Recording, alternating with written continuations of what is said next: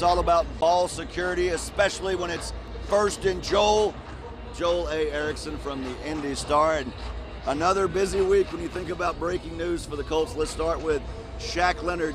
We talked earlier, you said it wasn't surprising, but maybe a little bit surprising with the timing. Yeah, normally when a team's going to release a player like this from a contract, it happens at the end of the season. It's very rare for it to happen in the middle of a season. I think what happened was the Colts just felt like they couldn't play him anymore. And if you think about it, outside of maybe a quarterback benching situation, there are not a lot of guys around the league who are making as much money as Shaq Leonard was making and have that kind of history with an organization who are inactive every week, which is what was going to happen. And with that backdrop, they just decided it's just better to do this now. You don't lose much on the field production-wise, but what do you lose perhaps in the locker room? Once again, he was selected one of the team captains. Yeah, I think something that maybe we missed is that for just about everybody on this roster, Shaq Leonard has always been there for literally every minute of their careers. He's always been in the locker room. Jonathan Taylor was saying there's sounds you don't hear, songs you don't hear played. I think you probably feel that a little bit. Now, these are NFL players and people get cut and they're in and out of the locker room all the time. They'll probably move past it pretty well. But I do think you feel that when it's someone who's been such a part of the locker room and welcomed a lot of these guys when they came to Indy. I know just like us, needed a break after going to Germany. The team got one as well.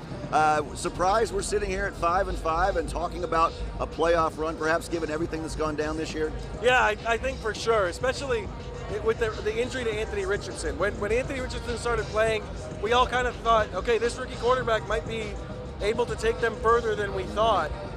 We haven't seen that necessarily from the offense with the last 2 weeks, but the way they're playing, it's kind of an NFL where there's some opportunity too. It feels like there's a couple of really good teams, a couple of really bad teams, a lot of teams in the middle. And so if you win the right situations, you can end up in the playoff mix, and that's where the Colts are right now. Does this team kind of live and die right now with how Gardner Minshew performs and takes care of the football, or is there more to it than that? It's really living and dying how the defense plays the last couple of weeks. Minshew they've not scored much offensively. They've needed the defense to make big plays, either in terms of sacks to keep the other team off the board or interceptions. Kenny Moore in Carolina, Julian Blackmon in Germany. They've needed the defense to make big plays. Now, I will say, today's game against Tampa Bay, this is a much more competent offense and passing game than they saw from Carolina and New England. That's something to watch for sure. Certainly was an ugly win in Germany. They'll take another ugly win today. What about some keys to the game against these Tampa Bay Bucks? Well, the number one key to the game is you're going to have to beat Tampa Bay deep. Gardner Minshew's going to have to beat them deep. They don't have Jamel Dean. They don't have Levante David, who's always been an incredible coverage linebacker. And Todd Bowles' defenses are fantastic at stopping the run. So I would expect them to try to get the ball down the field. Number two, block Vita Vea, the big nose tackle. Ryan Kelly is out with a concussion. Wesley French is in. Vea has 5.5 sacks. He leads them in quarterback hits. He can completely wreck the Colts offense. Gardner Minshew has not handled pressure well. They've got to figure out a way to get Quentin Nelson and Will Fries there to help French. And then the last key to the game is just blanket Mike Evans. He's the best receiver they've seen in maybe a month. This secondary hasn't been tested that way. They're going to have to keep him from going off today.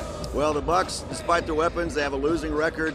Losing record still on the schedule. The Bengals no longer with Joe Burrow, so it's out there over these last 7 games. Just a matter of, as the coaches say, Joel, take them one game at a time. He's Joel A. Erickson. This has been First and Joel. Check him out at the Indy Star all season long with his great coverage of the shoe. Right now, let's hit a break. We'll be back with more Inside the Blue Zone.